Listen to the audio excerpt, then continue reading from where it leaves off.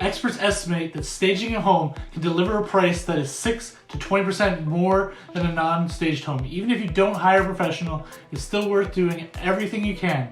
It's hard to get past a bad first impression, so let's make it count. Here are 4 staging secrets you might not have thought of. 1. Set the table.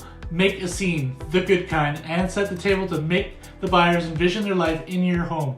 2. Add some plants. Plants bring life to a home, and no one wants to walk into a lifeless home. Try adding some greenery, and if you're worried about maintenance, get some faux plants. Spa up your bathroom. The bathroom is arguably the most relaxing part of the home. Long, hot showers and self-care are the little things in life we all appreciate. Spa up your bathroom to show how relaxing it can be.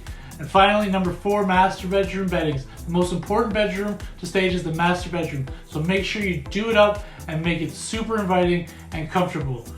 By the way, I'm Jeff from the Brantford Realty Group.